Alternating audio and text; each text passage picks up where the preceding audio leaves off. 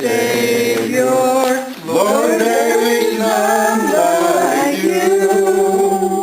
All my days I want to praise the wonders of your mighty love.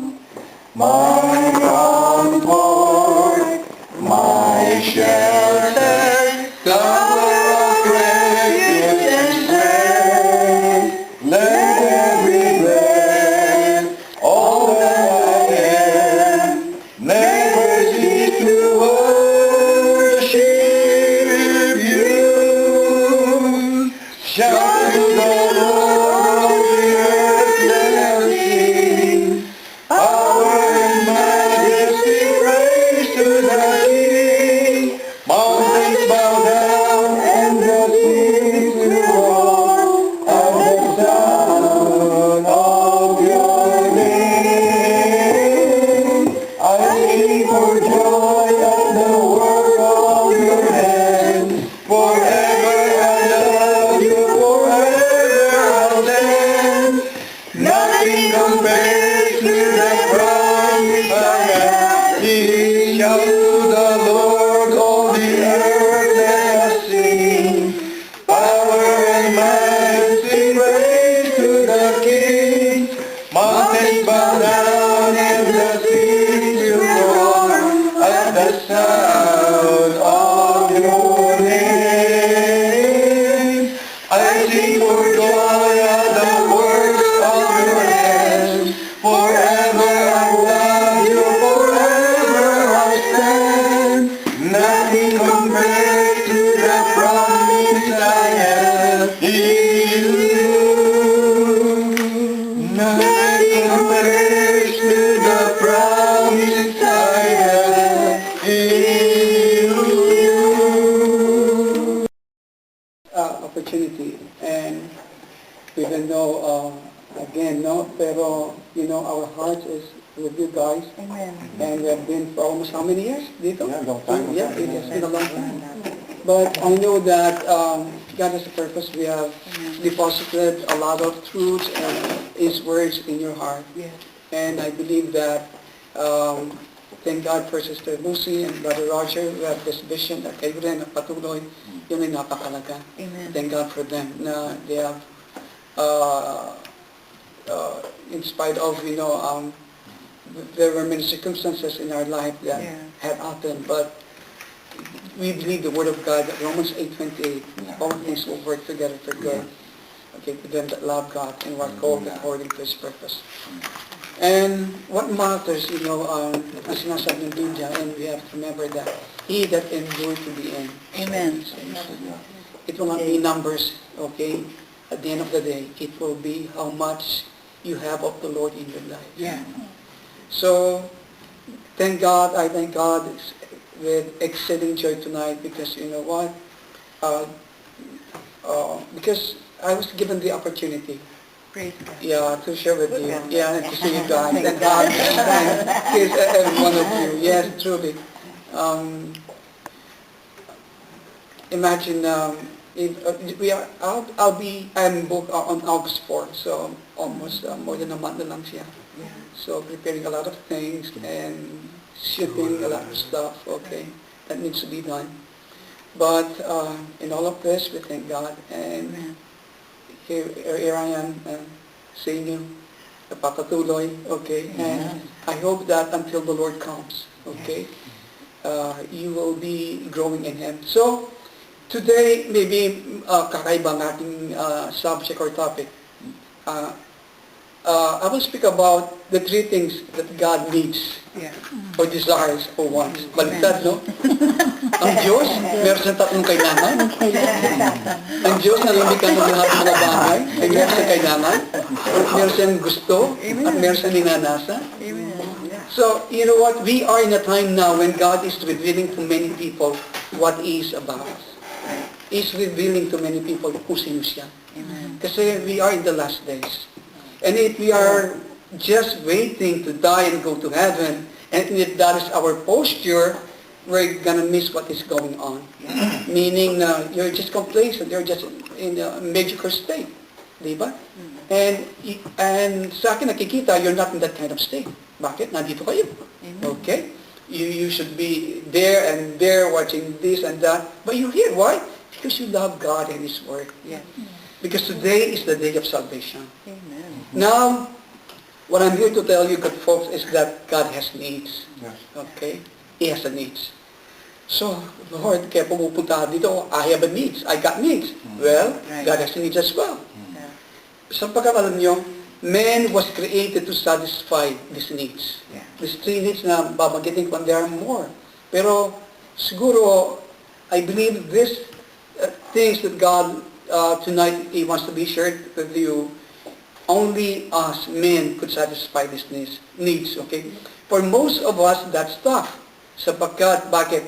Everything is me, everything I deserve this and I deserve that. Di ba? Ganito eh. Para bang umiikot ang mundo para sa ilang. But you know, what about God? God has needs.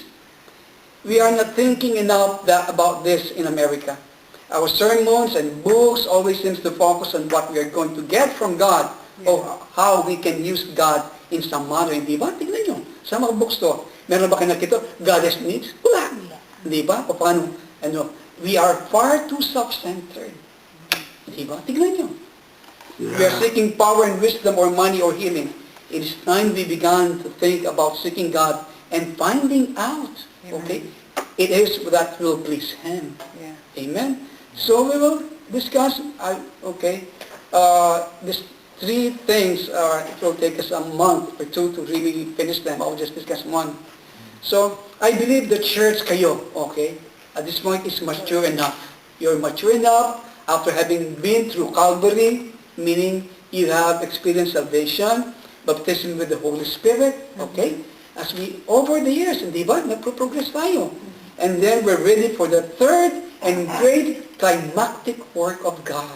See? Tandaan ninyo, paano ba sa Israel, sila ay what? As what the cloud of glory is moving on, we have to move with God because He's the omega of salvation.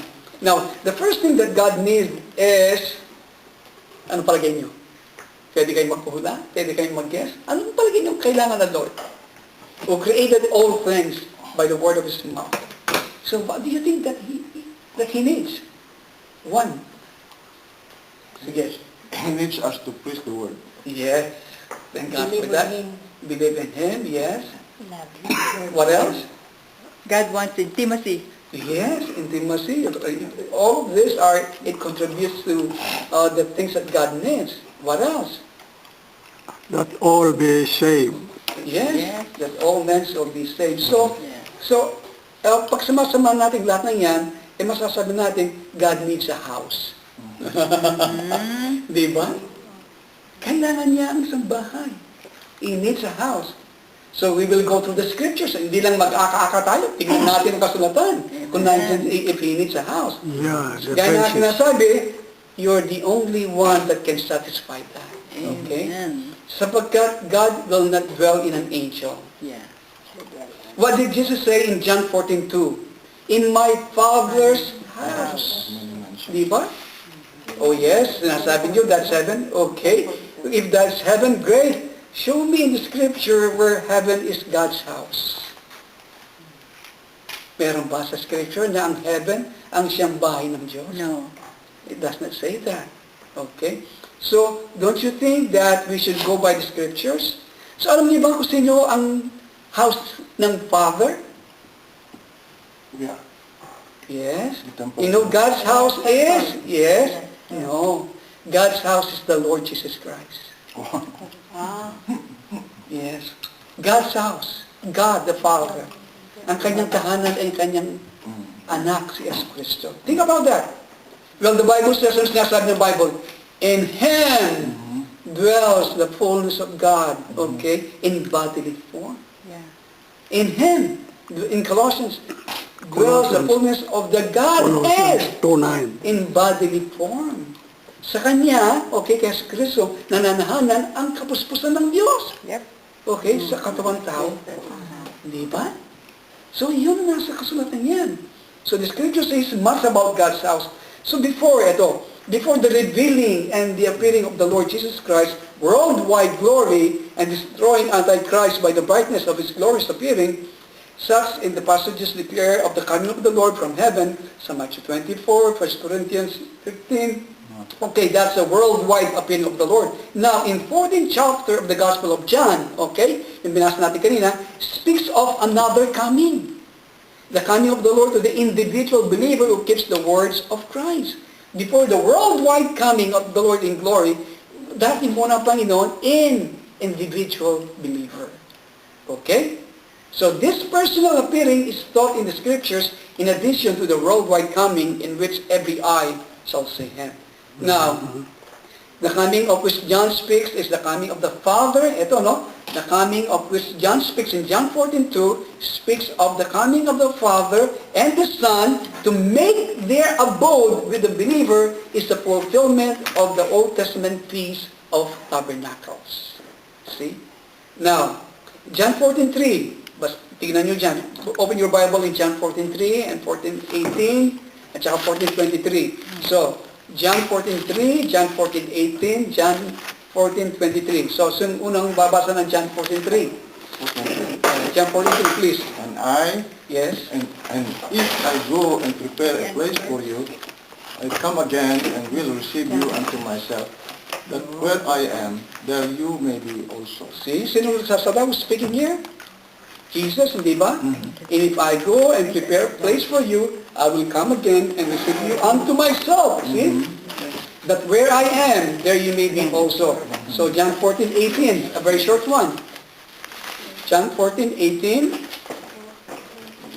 I will I not. will not leave you orphan. I will come to Yes. I come unto you. I will come to you. So, okay, napakaganda. Ito, pinaklas. John 14:23. John 14:23. Jesus answered Okay. and said to him, Jesus If answered and anyone said loves unto me, him, If a man love me, if anyone he will loves keep me, my he will word. keep my word. Mhm. and my Father will love him, and we will come unto him, and make our abode with him. Tignan nyo, no? Jesus answered and said to him, if a man love me, he will keep my words, and then my Father will love him, and we, plural, we will come unto him and make our abode. Meaning, we will enter, we will dwell with him. So, pansin nyo, I will come again, I will come to you, we will come unto him. See, is this the coming of the Lord to the world? No. This is the individual coming of the Lord to the believer. So, Christ returned to heaven, take note, in order to prepare a place for us in the Father's house, and that is in Himself.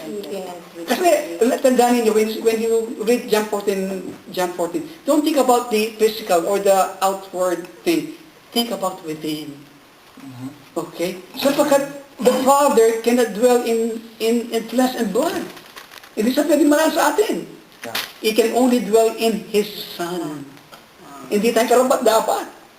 Okay? So, in the church, kung the church, the body of Christ is destined to be an eternally inseparable part of Him. Because siya ang head, tayong katawan, so, hindi mo pwedeng paghiwalayan yan. Hindi ba? Nakikita nyo ngayon? Alam nyo,